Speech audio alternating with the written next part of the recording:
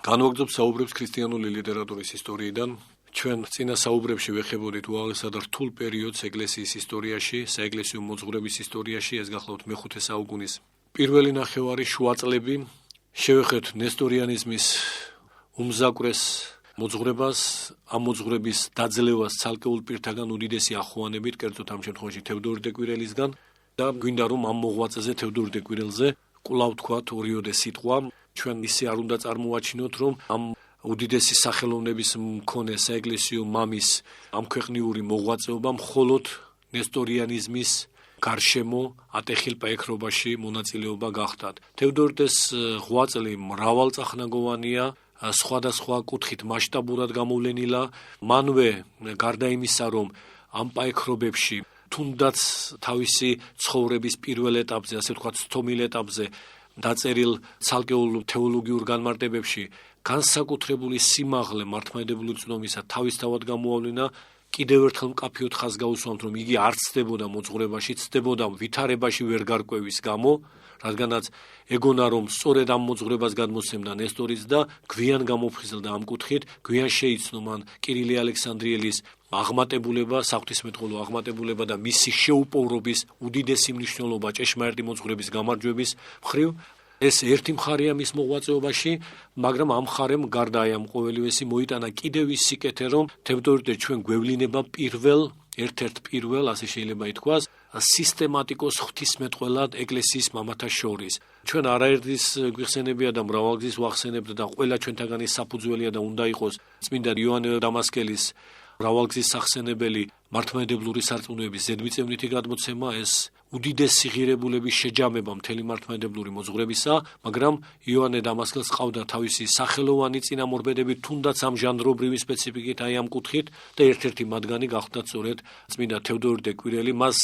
შეგვიძლია ასეთი კვალიფიკაცია მივცეთ, მოკლე დოგმატური კურსიც აქვს დაწერილი, რომელიც ვფიქრობთ, რომ იოანე დამასკელის შრომის მსგავსად სათარგმნია ქართულ ენაზე, მორწმუნეთათვის მისაწოდებელია, თემატურად დალაგებული სახელმძღვანელოს კატეხიზმოს ტიპის ნაშრომი, სადაც უაღრესად ფასეული განმარტებანი ყოვლადწმინდა სამების დოგმათან დაკავშირებით და განსაკუთრებით განკაცების დოგმათან დაკავშირებით გადმოცემულია, თუმცა აქვეა სხვა დოგმათა შესახებ მსჯელობაც. აი ეს ნაშრომი, რომელიც ცალკე შეიძლება ამოვიღოთ თევდორ დე-კვირელის ნაწერებიდან და ნაშრომიდან, იმიტომ რომ თავის თავში იტევს დასრულებულობას, ჩვენ შეგვიძლია მივიჩნიოთ დოგმატური სახელმძღვანელოს ერთ-ერთ არქეტიპად. კვლავ ხაზს გაუსვამთ, რომ ნამდვილი და სრულყოფილი სახელმძღვანელო დოგმატიკის ესაა წმინდა იოანე დამასკელის ხსენებული შრომა, მაგრამ მისი ერთ-ერთი ყველაზე უფრო თვალსაჩინო წინაპირობა არის სწორედ თევდორ დე-კვირელის ხსენებული ნაშრომი, რომელსაც ჩვენ ყოველ შემთხვევაში ასე უწოდებთ დოგმატიკის მოკლე კურსი და არქეტიპი დოგმატური ღვთისმეტყველების სახელმძღვანელოზე. სამწუხაროდ ეს შრომა ყოველ შემთხვევაში რაზე ჩვენ თვალი მიგვიწვდება დღეისათვის თითქმის მივიწყებულია, ვერ ვხედავთ მისი გამოყენების კვალს 19-20 საუკუნის ღვთისმეტყველების ისტორიკოსთა შრომებში, რომლებიც ასევე ამავე მიზანდასახულობით გარკვეულ ტიპის სახელმძღვანელოებს წერენ, არადა ამ ნაშრომის გათვალისწინება დიდწილად წაადგებოდა ბევრს, დიდწილად წაგვადგება ყოველწამიერად, იმიტომ რომ თევდორ დე-კვირელის განსაკუთრებული უნარი ტერმინოლოგიური აზროვნებისა, მისი ტერმინოლოგიური ცნობიერების გამორჩეული აღმატებულება და სიმაღლე წინდაწინვე მიგვითითებს და წინდაწინვე წარმოგვიჩენს თუ რა ღირსების ნაშრომთან უნდა გქონდეს საქმე, რადგანაც ერთია საკუთრივ ნაშრომის სპეციფიკა, რომ ის დოგმატიკის სახელმძღვანელოა, მაგრამ არანაკლები მნიშვნელობა აქვს ვინ წერს მას, ვინ არის ავტორი, რა კვალიფიკაციის ავტორია ხსენებული ძეგლის შემქმნელი და ჩამომყალიბებელი. და ისეთი დიდი დოგმატიკოსი და ტერმინოლოგი, როგორც თევდორ დე-კვირელი იყო, ადვილი წარმოსადგენია რა ღირსების ნაშრომს დაგვიტოვებდა. ზოგ შემთხვევაში იმდენად შეუცვლელი და იმდენად დახვეწილი ფორმულირებანი აქვს მოტანილი თევდორ დე-კვირელს, რომ ისინი ჩვენ შეგვიძლია ჩავთვალოთ ამა თუ იმ დოგმატის კაცობრივი ენის ფარგლებში ყველაზე უფრო მართებულ და ზედმიწევნით გამონათქვამებად, ზედმიწევნით ჩამოყალიბებულ დებულებებად, კვლავ ხაზს გაუსვამთ ამა თუ იმ დოგმატთან დაკავშირებით. თევდორ დე-კვირელი გარდა აღნიშნულის არის ერთ-ერთი უდიდესი ანტიერეტიკოსი, რა თქმა უნდა, უმკვიდრესი საფუძველი ჰქონდა მას წინარე ჩვენ ამ საფუძველზე თუ არ ვწდებით არაერთგზის გვისაუბრია დაწყებული მეორე საუკუნის შუა წლებიდან წმინდა იუსტინე მარტვილის დროიდან, როდესაც მან თავისი მონუმენტური და ფუნდამენტური ნაშრომი დაწერა ყველა ერესის წინააღმდეგ, შემდგომ კი წმინდა ირინეოს ლიონელი მეორე საუკუნის მიწურულს, როდესაც ასრულებს თავის ასევე ფუნდამენტურ ხუთწიგნიან ნაშრომს ხილება და დამხობა ცრუ ცოდნისა, მესამე საუკუნის პირველ ნახევარში წმინდა იპოლიტე რომაელის ეპიფანე კვიპრელის ორტომედი უზარმაზარი ორი ტომი, პატროლოგიის ორი ტომი ეთმობა მას, ასევე ერესების წინააღმდეგ სახელდებული ნაშრომით, მისგანვე გამოკრებილი უფრო ადვილი ხელმძღვანელობის მიზანდასახულობით მოკლე სახელმძღვანელო ერესების წინააღმდეგ მიმართული, რასაც სინტაგმა ეწოდება. ამის შემდგომ კირილე ალექსანდრიელის მეხუთე საუკუნის პირველ ნახევარში ფასდაუდებელი ანტიერეტიკული შრომები, როდესაც იგი დაუღალავად განაგიქებდა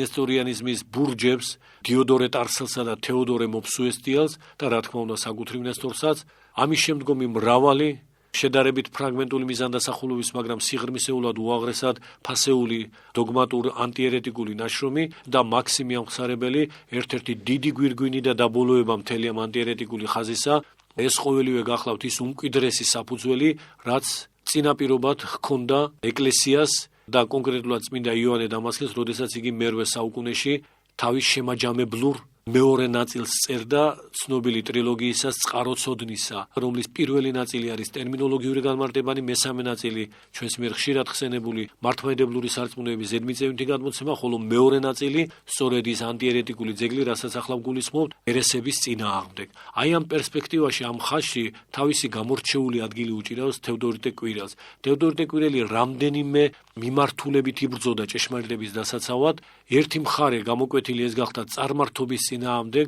და წარმართობაში აქ არსებითად მაინც იგულისხმება ანტიკური ფილოსოფოსების ნააზრევის ის ცრუ ნაწილი, რაც მართლმადიდებლურ მოძღვრებას ეწინააღმდეგება, ელინთა ბოროტ განუზრახველობის წინააღმდეგ მიმართული ეს ვრცელი ნაშრომი თევდორიტე კვირელისა და სწორედ მას ხელეწიფებოდა ამგვარი ნაშრომის დაწერა, რადგანაც საერთოდ როგორც ხშირად გვითხოვს და მრავალისთვის არის ცნობილი, ერესის წინააღმდეგ ყველანაირი ბრძოლა არაა მართლმადიდებლური ბრძოლა. ერესის წინააღმდეგ შეიძლება ვიბრძოდეთ მართლმადიდებლურად, მაგრამ ერესის წინააღმდეგ შეიძლება ვიბრძოდეთ ერეტიკულად. ერეტიკული ბრძოლა ერესის წინააღმდეგ ნიშნავს ფანატიკურ ბრძოლას ყოველგვარი განსწავლისა და ცნობიერი, შეგნებული, არგუმენტირებული მოღვაწეობის გარეშე. უბრალოდ ვიცით რომ რაღაც ერესია და უკიდურესად უშვერი და მგმობელობითი სიტყვებით განვაქიქებთ მას დასაბუთების გარეშე. და ამგვარი მცდელობა ყოველთვის უკუ ეფექტს იწვევს, პირველ რიგში იმ პირებში, რომლებსაც ჩვენ ვეპაიქრებით, ისინი მთლიანად წყდებიან ჭეშმარიტებას, რადგანაც ამ პაიქრობას მათთვის არავითარი ნაყოფი არ მოაქვს, ისინი ყოვლითურთ გაკერპებულნი ხდებიან საკუთარ გაუკუღმართებაში, რადგანაც ვერ გრძნობენ გულშემატკივრულ დამოკიდებულებას ჭეშმარიტების მესვეურთა მხრიდან. ამიტომ მათთვისაც უნაყოფოა ეს, მაგრამ რაც თავარია თვითონ ამ ერეტიკულად მოპაექრისთვისაც დიდად საზიანო ხდება ამგვარი ფანატიკური პაექრობა, უცოდნელი, წყაროცოდნეობის გარეშე და არგუმენტირების გარეშე წარმართული პაექრობა, რადგანაც თვითონ აღმოჩნდება ხოლმე მეორე უკიდურესობაში. როგორც ეს თავდაპირველად მარკელოს ანკვირველთან დაკავშირებით ნახეთ, მხარდამხარი ბრძოდა რა ერთი პერიოდი წმინდა ათანასე ალექსანდრიელის გვერდით არიანელთა წინააღმდეგ, საპირისპირო ერეში აღმოჩნდა თვითვე, ისევე როგორც მოგვიანებით დიოდორე ტარსელი ებრძოდა და აპოლინარიზმს, თვითონ აღმოჩნდა ნესტორიანიზმის ტყვეობაში და მოგვიანებით ასევე როდესაც კირილე ალექსანდრიელის დროს ნესტორიანიზმი მონოფიზიტობის პირველ გამოგრთომებს უპირისპირდებოდა და ნესტორი თვითონ საკუთრივ აღმოჩნდა თავისი ცრუ მოძღვრების ტყვეობაში, რაც ნესტორიანიზმის სახელითაა ცნობილი და ასე შემდეგ. აი ეს გახლავთ ერესის წინააღმდეგ ერეტიკული ბრძოლა. ჩვენ არ უნდა ჩავთვალოთ ისე რომ ერეტიკოსი თითქოს სხვა ერესს არ ებრძოდეს. სხვა ერესს, რომელსაც მართლმადიდებლობაც ერესად თვლის, სხვა კუთხით გაუკუღმართებულნიც ებრძვიან, რომელიმე სფეროში ერესს მიდევნებული პიროვნება სხვა ერესის წინააღმდეგ ისევე მებრძოლია, როგორც მართლმადიდებელიც ებრძვის მის ერესსაც და სხვა ერესსაც. მაგრამ ერეტიკოსის ბრძოლა კვლავ კაფეოდ ვიტყვით, სხვა ერესის წინააღმდეგ ყოველთვის ერეტიკულია, ხოლო მართლმადიდებლური ბრძოლა ყოველთვის გულისხმობს პირველ რიგში გულშემატკივრული განწყობის გამოხატვას, რომ საბოლოოდ არ გადაუჭრათ ცნობილებაში მყოფს გზა ეკლესიისკენ, რომ მან იგრძნოს, რომ ჩვენ მასზე, მის ცნობილებაზე დიდად შევტკივა გული და არ გვემეტება ის წარსაწმედად, მან უნდა დაინახოს კეთილგანწყობა საეკლესიო მოღვაწეებისა, ჭეშმარიტების მესვეურებისა, რომ მათკენ მიიქცეს. მაგრამ ამავე დროს მართლმადიდებლური ბრძოლა ერესის წინააღმდეგ ყოველთვის გულისხმობს აუცილებლად ზედმიწევნით ცოდნას იმისას, რასაც ვერ ვძვით. არსებითი განსხვავება ერეტიკულ ბრძოლასა და და მართლმადიდებლურ ბრძოლას შორის ერესების წინააღმდეგ სწორედ ესაა. არა აუცილებელი პიროვნება მართლაც აღმსარებლობითად ერეტიკოსი იყოს. შეიძლება ის აღმსარებლობითად მართლმადიდებელი იყოს, მაგრამ მაინც ერეტიკულად იბრძოდეს ერესის წინააღმდეგ. ანუ კაფიოთ ვიტყვით ერეტიკული ბრძოლა ერესის წინააღმდეგ და საერთოდ ცნობილების წინააღმდეგ, ეს გახლავთ უმეცრებითი ბრძოლა რაც არის. ცოდნის გარეშე ბრძოლა, არგუმენტირების, წინასწარ გაცნობიერების გარეშე და შესწავლის გარეშე იმ საკითხისა, რაც პაექრობის საგანია. ხოლო მართლმადიდებლური ბრძოლა ყოველთვის გახლავთ ცოდნით გაბრწყინებული, ცოდნით გასინათლებული და შესაბამისად ნაყოფი ყოველთვის ხელშესახებია და საგულისხმო. ამ შემთხვევაშიც, როდესაც თევდორე კვირელი ებრძვის ანტიკურობას, ცხადია ებრძვის არა ანტიკურობის იმ ნაწილს, რაც ღირსეულია, დაუშვათ ცალკეული ტერმინოლოგიური მიღწევები, ცალკეული ღირსეული სწავლებანი პლატონისა იქნება თუ ეს არისტოტელისა, ფრაგმენტული რა, არამედ იგი ებრძვის სისტემებს, სამოძღვრო სისტემებს იქნება ეს პლატონიზმი, არისტოტელიზმი, სტოიციზმი, პითაგორიზმი თუ სხვა, რადგანაც ყველა ეს სისტემა თავის თავში მწვალებლურია, თავის თავში ჭეშმარიტებისგან განვრდომილია, მაგრამ ყველა მათგანს თევდორიტე თავისი დიდი წინაპრების მსგავსად, კლიმენტი ალექსანდრიელის მსგავსად, იპოლიტო რომაელის, ეპიფანე კვიპრელის, კაბადოკიელ მოღვაწეთა მსგავსად ებრძვის დიდი ცოდნით. იმ მოძღვრებათა, იმ მწვალებლურ მოძღვრებათა და ამ შემთხვევაში იმ ანტიკური ფილოსოფოსების სწავლებათა უფრო ღრმა ცოდნით, ვიდრე იმ სწავლებათა მიმდევრებს აქვთ ეს ცოდნა. ესე იგი პლატონელებზე მეტად მცოდნე იყო თევდორე კვირელი პლატონიზმისა, არისტოტელიკოსებზე, ანუ პერიპატეტიკოსებზე მეტად მცოდნე იყო ის არისტოტელიზმისა, ისევე როგორც პითაგორელებზე და ნეოპითაგორელებზე, ასევე ნეოპლატონიკოსებზე უკეთ მცოდნე იყო იმ ფილოსოფიური სისტემებისა, რასაც ეს მეხუთე საუკუნის მათი გვიანდელი მიმდევრები და აი ამ ფილოსოფიური სისტემების მიმდევრები და ეპიგონები იცავდნენ. ამიტომ შექმნა მან სწორუპოვარი ნაშრომი ელინთა ბოროტ ხელოვნური თხზულებების ხილების ჟამს. მაგრამ ეს იყო ერთი მიმართულება მისი მოღვაწეობისა, მეორე მიმართულება იუდაიზმის წინააღმდეგ, რაც ასევე დიდ წინაპირობად გულისხმობდა თევდორიტესთვის, თუნდაც წმინდა იუსტინე მარტვილს, რომელსაც ფასდაუდებელი შრომა აქვს ანტიიუდაისტური სახელწოდებით დიალოგი ტრიფონ იუდეველთან, სადაც ტრიფონ იუდეველი თვით სახელწოდებით რა თქმა უნდა იუდაიზმის აღსარებელია, მას ეპაექრება და დიალოგის ფორმითაა ეს ძეგლი დაწერილი წმინდა იუსტინე და ეს ერთ-ერთი უდიდესი ძეგლი საერთოდ პოლემიკური, ანტიერეტიკული საეკლესიო მწერლობისა, რა თქმა უნდა, მნიშვნელოვანწილად წყაროდ უნდა ყოფილიყო თევდორე კვირელისთვის, როდესაც იგი ამ მიმართულებით წარმართავდა ბრძოლას. და მესამე მიმართულება მისი ანტიერეტიკული ღვაწლისა, ალბათ იმ პირველ ორზე უფრო რთული, ეს გახდა საკუთრივ ცრუ ქრისტიანული აღმსარებლობები, ფსევდოქრისტიანული მოძღვრებები, მეხუთე საუკუნის პირველი ნახევრისა და შუა წლებისთვის უკვე ძალუმად მოჯარული ეკლესიის გარშემო და ყოველი მათგანი რომ თავისთვის იჩემებდა ჭეშმარიტ ეკლესიობას, ჭეშმარიტ მართლმადიდებლობას და ცხადია მათთან ბრძოლა ამ ხრივ გაცილებით რთული იყო, მაგრამ ისეთი ღრმად განსწავლული და პაექრობის ხელოვნებაში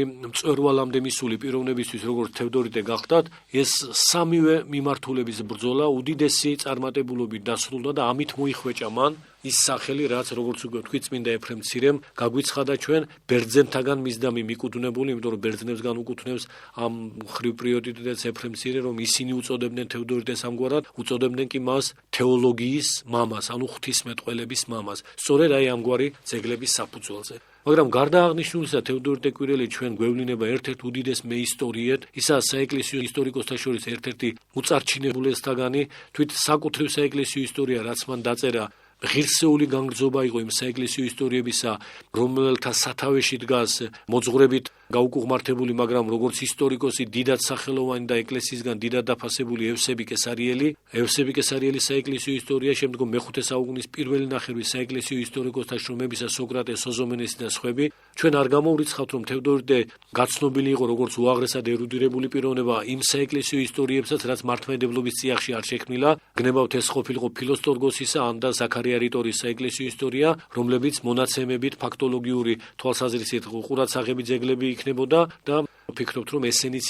რა კუთხითაც მათი გამოყენება შეიძლებოდა, რა თქმა უნდა, მოხმობილი იქნებოდა თევდორიტე კვირელისგან. ამიტომ თევდორიტეს საეკლესიო ისტორია თანაშერთული მოვლენების აღწერასთან ერთად ღრმად საღვთისმეტყველო დებულებებთან განსაკუთრებული ღირსების ისტორიოგრაფიული ნაშრომია, რომელიც სამწუხაროდ ქართულად თარგმნილი არ გახლავთ, ქართულად არც ერთი არ არის ეს ნაშრომები თარგმნილი, რაც ახლა აღნიშნეთ, საეკლესიო ისტორიების ჟანრის ძეგლები რაც არის, თუმცა ამ ბოლო ხანებში იდგმება სერიოზული ნაბიჯები, რომ ამ ხრივ გარკვეული ხარვეზი ამოივსოს და საეკლესიო ისტორიები ადრინდელი თუნდაც ერთი მაინც ამ შემთხვევაში ევსები კესარიელის საეკლესიო ისტორიას გულისხმობთ ქართულადაც ითარგმნოს. მაგრამ თეოდორ ტეკვირელთან დაკავშირებით მაინც იმას უნდა გავუსვათ ხაზი, რომ ის ისტორიკოსია ორივე გაგებით. ესე იგი ფაქტობრივი ისტორიკოსიც, ისტორიკოსი კლასიკური გაგებით, როგორც ეს ანტიკურობაშიც იყო ჰეროდოტედან დაწყებული, რომელიც ისტორიის მამა, ასევე როგორც სულიერი ისტორიკოსი, იმიტომ რომ თეოდორ ტეკვირელმა ჩვენ დაგვიტოვა ისტორიული უწყებანი უდიდეს მოღვაწეებზე, განდეგილებზე, მეუდაბნოებზე სირია-პალესტინაში რომ მოღვაწეობდნენ. სირია-პალესტინის ბერმონაზნობის ყველაზე დიდი და მნიშვნელოვანი და ფაქტოლოგიური მონაცემებით სავსე წყარო ესაა სწორედ ამ სათაურისა და ამ ჟანრის ნაშრომი თეოდორ ტეკვირელისა, რაც ფრაგმენტულად ცნობილია დღეისათვისაც მკითხველისთვის, მაგრამ მთლიანობაში ეს უდიდესი ძეგლი სრულად უნდა იყოს ქართულად თარგმნილი. უაღრესად ყურადსაღები აღწერილობანი აქვს მას მოტანილი სხვადასხვა მოღვაწისა, რომლებიც მას უშუალოდ პირადად უნახავს, რომელთა გვერდითაც მას ნაწილობრივ მოღვაწეა კიდეც, თვითონვე იყო იმდენად პირუთვნელი პიროვნება, როგორც ადრეც ვთქვით, რომ ყურმოკრულს სხვისგან გადმოცემულს ნაკლებად ენდობოდა და ამიტომაა მისგან ნაუწყებით ხრობანი განდეგილობაში მყოფ მოღვაწეთა შესახებ, როგორც უტყუარი ისტორიული ცნობები, სადაც გამორიცხულია, რომ რაიმე ნაყალბევი იყოს, რაიმე მოარულ ხმაზე დაყრდნობით ნათქვამი იყოს და სხვა. ყოველივე ესაა პირადად მისგან რაც იყო შესწავლილი, მისი თვალით ხილული, აი ამ ყოველივეს აღწერილობა ორივე მხრივ, ესე იგი მამაკაც მოღვაწეთა მხრივ, ქალ მოღვაწეთა მხრივ ფასდაუდებელი აღწერილობანი და თხრობანი დაგვიტოვა მან, თუნდაც ქალთა შორის გვახსენდება ახლა კირასა და მარანას შესახებ მისი სახელგანთქმული უწყება ამ ორი დის შესახებ, რომლებიც მართლაც უცხო წესს მოღვაწეობისას ეწეოდნენ, სხვა მხრივ პირადად ჩვენთვის უცნობთ, რომ ვინმე სხვას ანალოგიური მოღვაწეობა აღესრულებინოს, როდესაც მათ მთლიანად შიშველ მინდორზე, ესე იგი მზისა და ქარის და წვიმის ქვეშ ჰქონდათ პატარა შემოსაზღვრული ფარდებით ადგილი, სადაც ისინი მოღვაწეობდნენ ყოველგვარი სახურავის გარეშე და ამ ორი დისგან კირა როგორც ჩანს უფრო მეტად იყო მიცემული მჭვრეტელობას, ჩაღრმავებას სულიერ ცხოვრებაში და უფრო მეტად განმარტოებაში იყო მოწყვეტილი, ამ შემთხვევაში უარყოფითად არ ვამბობ, ვითარებას აღსახავთ ამ სოფლისგან, ამ წუთის სოფლისგან და კონტაქტი წუთის სოფელთან მისთვის ხორციელდებოდა თავისი დის შუამავლობით. პატარა სარკმელივით იყო გამოჭრილი ამ ფარდაში, საიდანაც და მისი გარეშე მყოფთ ესაუბრებოდა და ამ გარეშე მყოფთაგანაც სათხოვარს იღებდა დაუშვათ მათთვის ლოცვისა და სხვა. და აგრეთვე აღკიდულობა ჯაჭვებისა ღვაწლის გასაძლიერებლად საკმაოდ დასამახსოვრებელ შტრიხს გამოკვეთს ჩვენთვის, რომ უმცროსი და როგორც ჩანს ფიზიკურად ვერ იყო ძლიერი, ესე იგი ჯანმრთელი შეიძლება ასე ითქვას, მაგრამ ის ამით ოდნავადაც არ აფერხებდა თავის მოღვაწეობას, პირიქით მეტად ტვირთავდა და როდესაც დადგებოდა შამი და ისინი ეკლესიაში მიდიოდნენ დღესასწაულზე ან და საზიარებლად, ეს სიმძიმე, რაც მას კისერზე ჰქონდა დაკიდებული, იმდენად აღემატებოდა მისი ტანის გამძლეობას, რომ თეოდორ ტეკვირელის თქმით, ფაქტობრივად მიწაზე გართხმული მიდიოდაო. რაღაც ძალიან დასამახსოვრებელი შტრიხია და აი ამ ტიპის მოღვაწეთა შესახებ უდიდესი სიყვარულით, უდიდესი პატივით გვაუწყებს. ის სხვათა შორის ამ დებზე იმასაც ამბობს, რომ არავის არ უშვებდნენ შიგნით, მაგრამ ჩემმა საეპისკოპოსო პატივმა მოახდინა ის, რომ მათმე ნება მომცე შიგნით შეცვლისაო. მამაკაცებზე, იაკობზე განსაკუთრებით, რომელმაც ამ სიცოცხლეშივე გაიმზადა, ასე ვთქვათ, სატანჯველი, როდესაც ისეთი სამოღვაწეო შენობა არ ჰქვია მას, რაღაც ყუთი უფრო შეესაბამება ყუთივით შეიმზადა, ფიცრებისგან შეკრული, რაღაც ფიცრული, სადაც ვერც ერთი მხრივ წელში ვერ გაიმართებოდა ადამიანი. ესე იგი, ვერც განზე, ვერც სიმაღლეში, ვერც გვერდით და აქ იმყოფებოდა ესეთ უმძიმეს მდგომარეობაში და როდესაც ეკითხებოდნენ რატომ იტანჯავ თავს ასე ძლიერადო, ის უპასუხებდა, რომ სამომავლო ტანჯვა, როგორც აქ შუშაინგის სამების სიტყვებით გვახსენდება, რომ მატლიგი უძლიერეს არც, როდესაც იაკობ ხუცეს ეუბნება, დაახლოებით ამგვარ პასუხს მიუგებდა ხსენებული მოღვაწე, რომ იმ ქვეყნიური სატანჯველი იმდენად ძლიერია, რომ იმას რომ გავიხსენებ, ეს არაფრად არ მიჩანს, თუ ეს იმას ამაცილებსო. სხვა მოღვაწენი ერთ-ერთ მოღვაწესთან დაკავშირებით, რომელიც გველმა დაგესლა მრავალ ადგილას ერთდროულად, იმიტომ რომ ჯერ ფეხზე წაეტანა უხსენებელი და მან ხელით დააპირა მისი მოცილება, ამ დროს ხელზე წაეტანა და მრავალ ადგილას როდესაც დაგესლა, ღვთისწყალობითა და საკუთარი შინაგანი მხნეობის შესაბამისად მან მოახერხა თვითგანკურნება, რითაც კიდევ ერთხელ დადასტურდა, რომ ღვთისათვის თავშეწირულნი, ღვთისადმი საკუთარ ცხოვრება და თავ მიძღვნილნი, გველის შხამისგანაც კი უვნებელნი არიან, როგორც ეს ეკლესიის მამათაგან გვსმენია და სხვა. აი ამგვარი მოღვაწეობანი არის ასახული თევდორე დე კვირელის ხსენებულ ნაშრომში. კვლავ აღნიშნავთ, რომ ესაა ერთ-ერთი უდიდესი აპოფთეგმური ძეგლი. აქაც დიდი ტრადიცია მას ჰქონდა, რა თქმა უნდა, თევდორე დე კვირელს, ეგრეთ წოდებული პატერიკული თხრობანი, საეკლესიო ტრადიციაში ამ ჟანრის მიხედვით ჩვენ ფასდაუდებელი ნიმუშები გვაქვს. ერთ-ერთი უადრესი ვთქვათ, პალადი ჰელენოპოლელის ლავსაიკონი, რომელიც თუ არ ვცდები, მალე გამოიცემა მისი ძველი ქართული თარგმანი წმინდა ეფრემ ცირისგან შესრულებული, თუმცა ფაქტობრივად ის გამოცემულია სასულიერო აკადემიის გაზეთში პერიოდულად იბეჭდებოდა მონაკვეთები და ისევე როგორც უცნობი ავტორის, ანონიმი ავტორის სამოღვაწეო ისტორია, მოღვაწეთა ისტორია ამავე ეპოქისა, მაგრამ ეს ნაშრომები არსებითად ეგვიპტის ბერმონაზნობას გულისხმობს. თევდორე დე კვირელმა სირია-პალესტინის ბერმონაზნობას მიაქცია განსაკუთრებული ყურადღება, იმიტომ რომ ანტიოქიის რეგიონში მოღვაწეობდა თვითონ და შემდგომი ახლა თუ რახან ისტორიაზე ვსაუბრობთ, არანაკლებ ფუძემდებლური და სახელგანთქმული იოანე მოსხის ლიმონარი, სადაც საკმაოდ შთამბეჭდავად ასახული თუნდაც სინის მთის მოღვაწეთა ღვაწლი და ნაწილობრივ ეს პატერიკული სტილი, რომელიც როგორც ჩანს ძალიან ძლიერ მოქმედი იყო მოღვაწეებზე, დიდი შთამბეჭდილების მქონე იყო, ნაწილობრივ ეს ჟანრი ისეთ თითქოს და არაპატერიკული ხასიათის ცვლილებაშიც კი იჩენს თავს, როგორც არის იოანე სინელის კლემაქსი, რომლის სხვადასხვა თავში არანაკლები ღირებულების და უდიდესი შთაბეჭდილების მომხდენი თხრობანი გვაქვს ამა თუ იმ საეკლესიო მოღვაწესთან დაკავშირებით. სხვათა შორის გვახსენდება ერთ-ერთი სულიერი შვილი, რომელიც იმდენად დამორჩილებული იყო თავისი მოძღვრისადმი, რომ როდესაც აღესრულა ეს სულიერი შვილი, მისმა მოძღვარმა სხვების წინაშე იმის დასადასტურებლად თუ რა მორჩილების სიმაღლეზე იყო ეს მისი სულიერი შვილი უკვე გარდაცვლილი, სახელით მიმართა მას ხმამაღლა და მისმა სულიერმა შვილმა აღსრულებულმა აქაც მორჩილება არჩვენა და მკვდარმა ხმა ჰქონდა მიხმართა, რომ რა არის მოძღვარო, რას მიბრძანებთო. აი ეს რაღაც ასეთი დასამახსოვრებელი მომენტები, თხრობანი მართლაც აღიბეჭდება იმდაგვარად ადამიანზე, რომ ძნელია ეს კვალი წაიშალოს. საზოგადოდ შემდგომში რახან ამ ჟანრზე ვსაუბრობთ, შეგვიძლია ეს ამით დავაბოლოოთ, ცალკე თხრობების ციკლად ყალიბდება ეს პატერიკული აღწერილობანი, ამბანის რიგზეც ლაგდება და ძველ ქართულადაც გახლავთ თარგმნილი რამდენიმე ასეთი კრებული, ერთი წინა ათონური, რომელიც გამოქვეყნებულია და 6 ათონელისგან თარგმნილი, ისიც გამოქვეყნებული გახლავთ.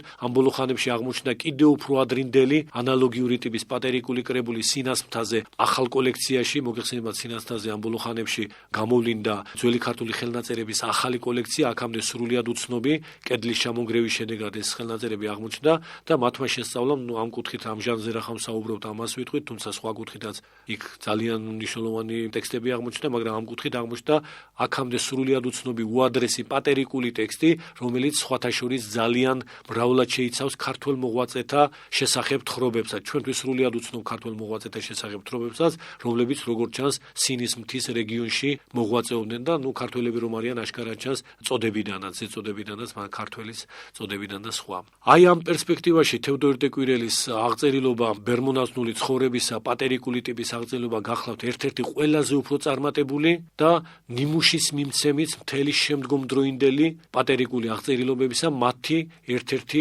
უმტკიცესი საფუძველი და დღემდე ასეთ შეგვიძლია ჩავთვალოთ. სხვათა შორის ამგვარი აღწერილობანი გვიანაც გრძელდებოდა, მოგეხსენებათ გარეჯის მეუდაბნოეთა შესახებაც ანალოგიური ტიპის აღწერილობა, რომელიც გამოიცა ძალიან გულში ჩამწვდომი მარტივი სიტყვით ყველა მსმენელისათვის გასაგები, რომელიც ჩვენ შეგვიძლია დავსახოთ სწორედ თევდორიტეს, პალადი ჰელენოპოლელის, იოანე მოსხის პატერიკულ აღწერილობათა ერთ-ერთ გვიანდელ და უაღრესად წარმატებულ მიბაძვად. ახლა ასეთ პერსპექტივაში ჩვენ იმიტომ წარმოვაჩინეთ თევდორე კვირელი, რომ მისი მასშტაბურობა კიდევ უფრო ნათელი გაგვეხადა. ჩვენ აღარაფერს ვამბობთ თევდორე კვირელზე, როგორც ეგზეგეტზე, საყოველთაო ცნობილია მარტო მისი ოქტატევქი, ანუ 8 წიგნეული ეყოფოდა მას სახელგანთქმულობისთვის, ბიბლიის პირველი 8 წიგნის მუხლობრივი განმარტებანი, რაც ჩვენმა მოგცა, თუმცა ფრაგმენტულად მრავალი სხვა განმარტებაც აქვს სხვა წიგნისა ამ მოღვაწეს, მაგრამ ეს ოქტატევქი, ანუ 8 წიგნედი, 8 წიგნეული, რომლის ქართულად თარგმნაც თუ არ ვცდები დაწყებულია, თუმცა სამწუხაროდ უდიდესწილად რუსულიდან,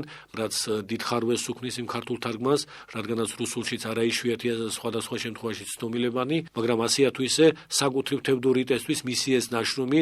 ალბათ ყველაზე დიდი ეგზეგეტური ნაშრომია თევდორიტეს სამწერლობო მემკვიდრეობაში, რითაც თევდორიტე უკვე ახალი ამპლუით, ახალი სიმაღლით წარმოჩნდება ჩვენს წინაშე, როგორც განმგრძობი და ერთ-ერთი გვირგვინი და ერთ-ერთი კორიფე იმ უდიდესი ეგზეგეტური საეკლესიო მწერლობისა, რაც მეორე საუკუნიდან ნიმუშების მიხედვით შესამჩნევიცაა, ჩვენამდე მოღწეულია, ინტენსიურადაც შეისწავლება, ძველ ქართულადაც მნიშვნელოვანწილად თარგმნილი გახლავთ. მრავალი სხვა ასპექტი შეიძლება გამოგვევლინოს, სხვათა შორის თევდორიტე როგორც განსაკუთრებით სახელოვანი პიროვნება, იმითაც